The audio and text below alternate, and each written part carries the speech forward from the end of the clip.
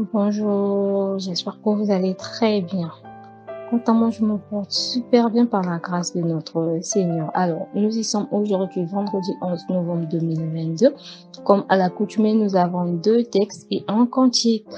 Alors, concernant les textes, nous avons Apocalypse chapitre 20, versets 11 à 15, ainsi que le psaume 90. Et pour le cantique, nous avons le cantique Gloire à Dieu 218, qui s'intitule Seigneur, du sein et de la poussière.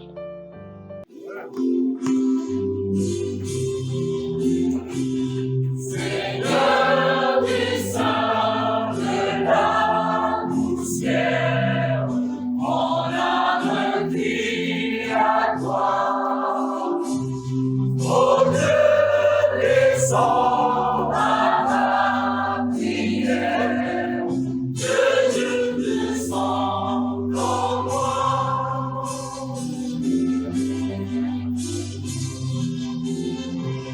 Je veux brûler de ta flamme, vivre de ton jour.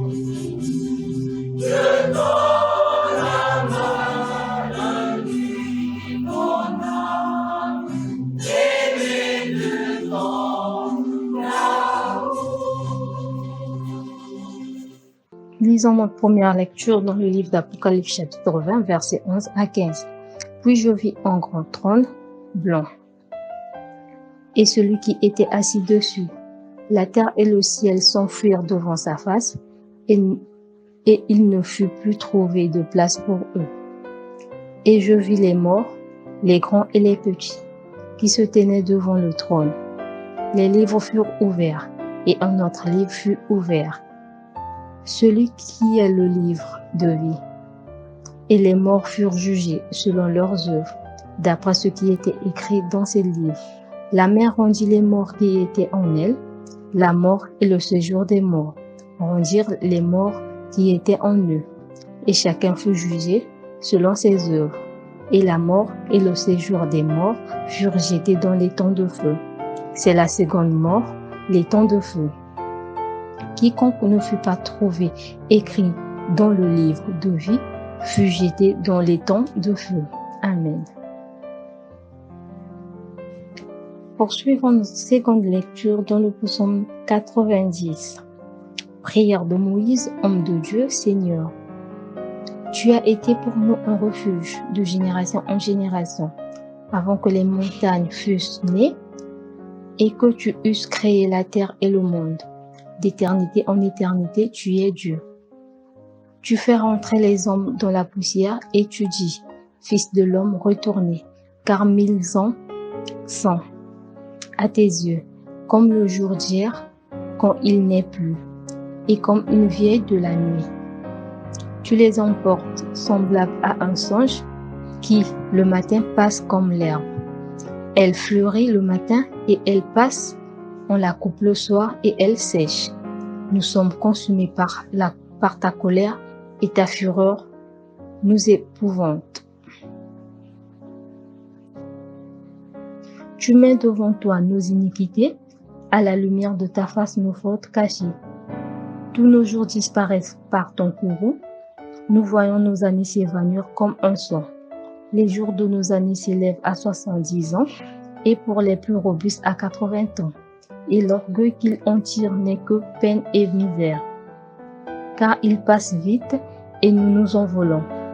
Qui prend garde à la force de ta colère et à ton courroux, selon la crainte qui t'est due. Enseigne-nous à bien compter nos jours, afin que nous appliquions notre cœur à la sagesse.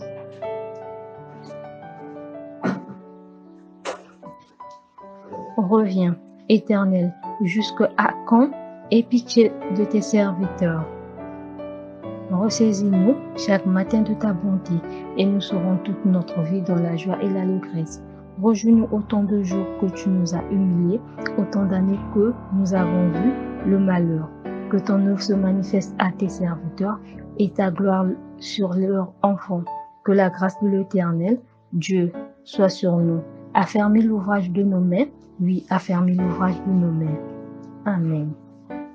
Frères et sœurs dans le Seigneur, fidèles amis des minutes bibliques, nous vous saluons dans le glorieux nom de Jésus-Christ, notre Seigneur et Sauveur.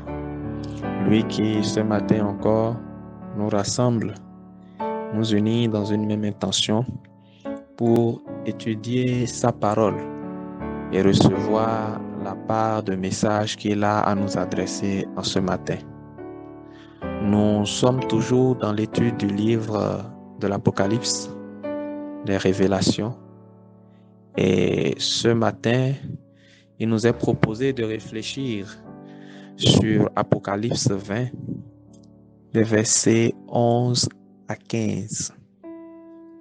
Dans cette péricope, nous constatons qu'il est question du jugement.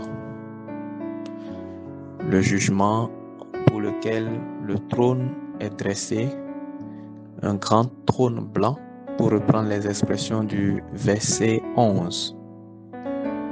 Et cela nous alerte sur le fait qu'un jour viendra où il nous faudra rendre compte de tout ce que nous faisons. D'ailleurs, dans le monde séculier, nous en avons l'habitude. Quand on nous envoie en mission et qu'on revient, on rend compte. Quand on finit une journée, on fait le point de ce qu'on a fait. Dieu lui-même, depuis le commencement, s'est arrêté à regarder tout ce qu'il avait fait, à évaluer son œuvre, et il a vu que cela était bon. Donc, bien-aimés frères et sœurs, le moment viendra inévitablement où il faudra rendre compte. Et c'est ce dont le texte d'aujourd'hui nous parle.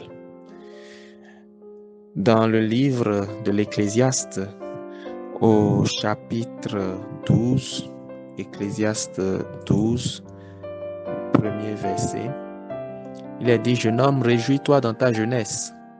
Livre ton cœur à la joie pendant les jours de ta jeunesse. Marche dans les voies de ton cœur et selon les regards de tes yeux. Mais sache que pour tout cela, Dieu t'appellera en jugement. » C'est dire que personne ne peut échapper à cela. Et le jugement tel qu'il est décrit dans Apocalypse 20, les versets 11 à 15, nous apprenons qu'à l'heure du jugement, au moment du jugement, quand ce moment viendra, les morts se présenteront devant le trône, qu'ils soient grands ou petits.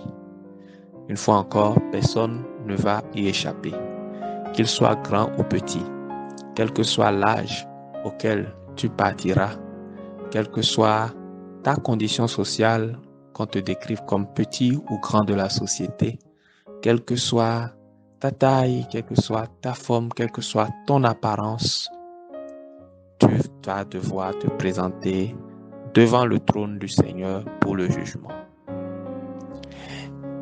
Le verset 12 dit « Des livres furent ouverts, et un autre livre fut ouvert, celui qui est le livre de vie. » Nous voyons là donc deux catégories de livres. La première, qui est constituée des livres, ce sont l'ensemble des écrits qui retracent les œuvres de chacun sur la terre. Le verset 12 continue en disant « Les morts furent jugés selon leurs œuvres, d'après ce qui était écrit dans les livres, dans ces livres. » Donc nos œuvres, nos actions au quotidien sont consignées dans les livres.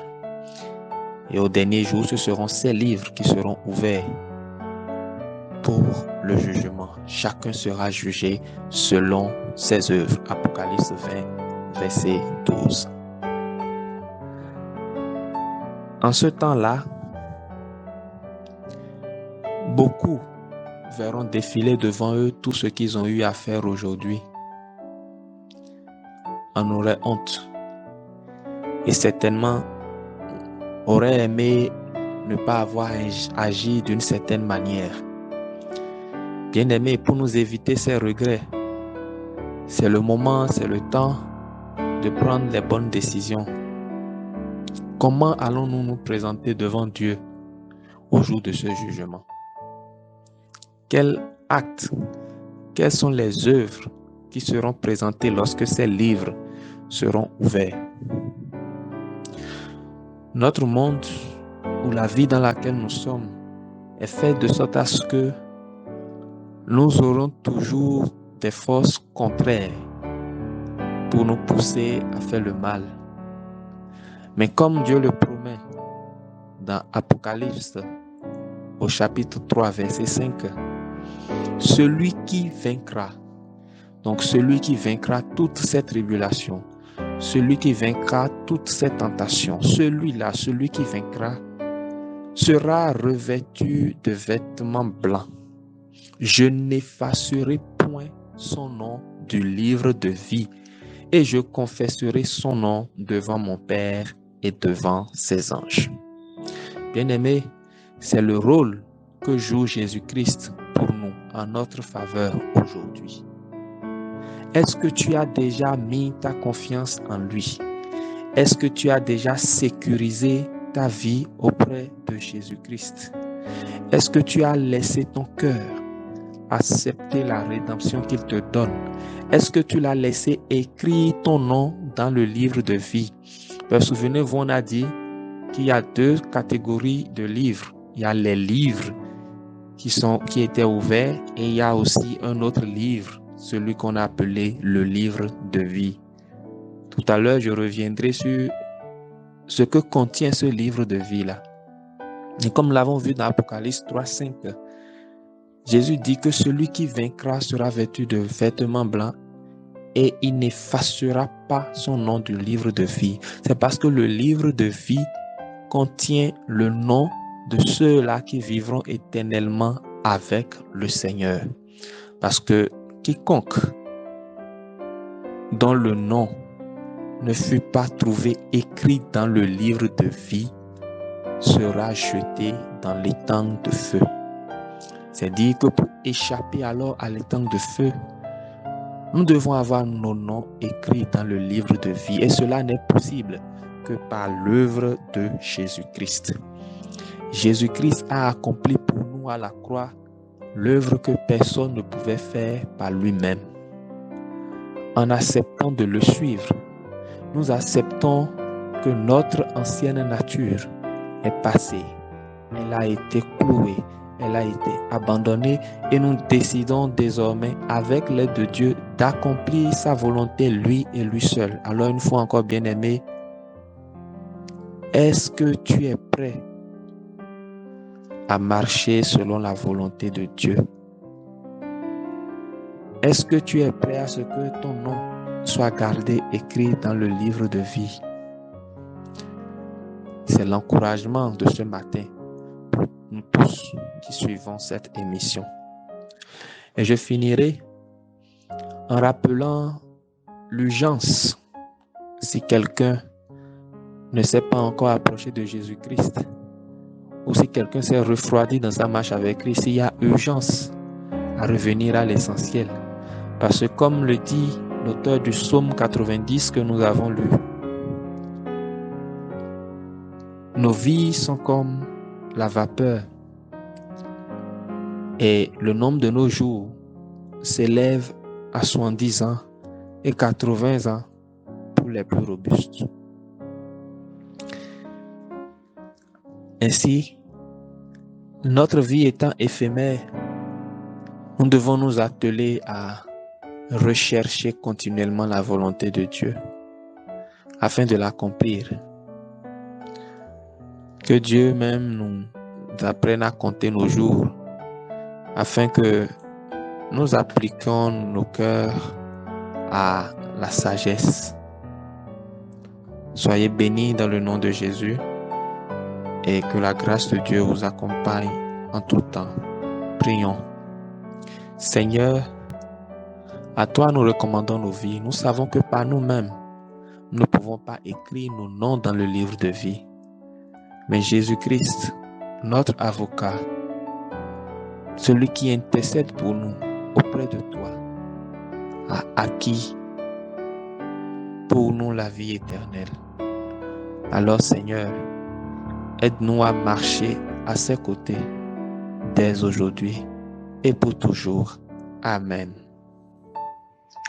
Merci pour votre attention, chers frères et sœurs, et que la paix du Seigneur soit avec vous.